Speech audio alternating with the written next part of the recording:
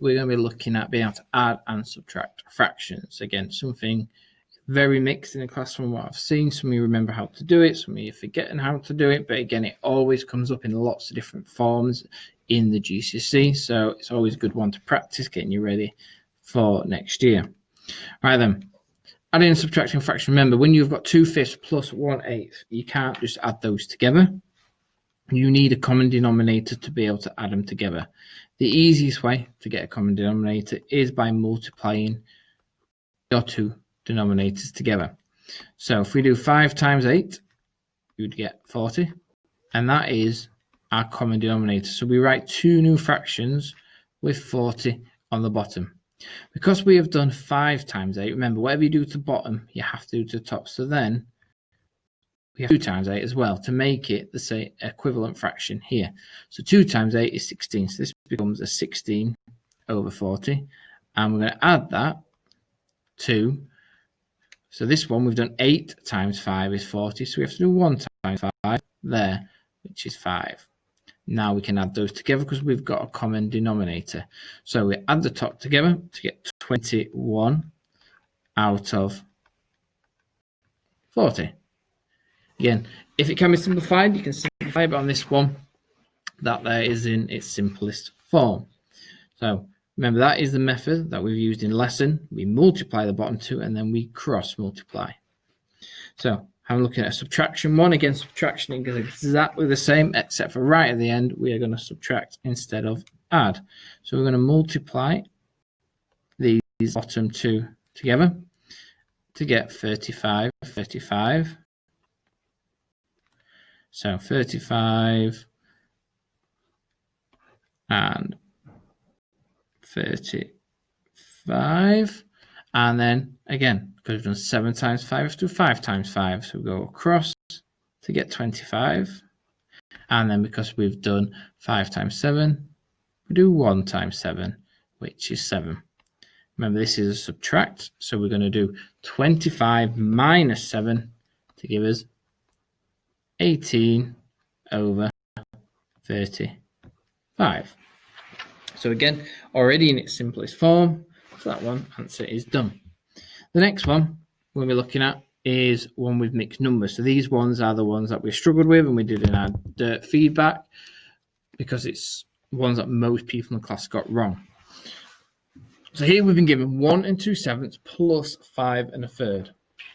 So when we've got mixed numbers, again, the method we did, again, because it helps when we do other calculation with fractions, is we're going to go from a mixed number to a top heavy fraction. So we've got 1 times 7 is 7, plus your 2 is 9, so that becomes 9/7. That's what we're doing there. 1 times your 7 splits it up, so you've got 7/7 there, plus your 2, 9/7. Same with this one, so we've got 5 times 3 is 15, plus your 1 is 16. So then you get 16 thirds. Right. Now, once you've turned that, so even though this is a bit of a higher grade, all we've done is that one extra step. Now we do it exactly the same. We've just done it. So we've got 7 times 3 is 21. 21 on the bottom of your two new fractions. Then I've got 9 times 3 is 27. Add to 7 times 16, which is 112. And now, again, just like we did before, add your top, your denominator stays the same. So we've got 139 over 21. Really, we should now go back into a mixed number. So remember, to work out that, we've got to go how many 21s go into 139. So if you struggle and you're doing this without a calculator, because this would come up on a non-calculator paper, remember, just count down in your 21s time table.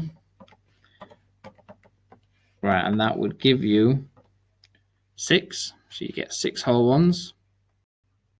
And if you did go down in your 21 times table, you would have got down to 126, leaving you with 13 left over your 21. And that there is your final answer. Hopefully you've all understood how to do that. It should hopefully just be jogging your memory. So, got some questions here. Won't be doing a prize because we're not in lesson, but go through. You got 1 point, so you're easier. 2 points, 3's then get onto the harder ones that we've just looked at. 4 points brings in a little bit of algebra. 5 points is a little bit harder again. So if you can mainly concentrate on 1 to 3 points, if you get those done, maybe challenge yourself on the 4 and 5 points. Again, pause the video here so you can have a go at these questions. Right, hopefully that should, you've had a good go at those. Mark your answers. Again, some of these are in its simplest form already. So if you, but these, like these 3 points I've already put into its simplest form. So just check you've done that correct. And hopefully you've done well on that. Again, send me how many points you've got. Send me a picture of your work so I can see how well you've done. And well done.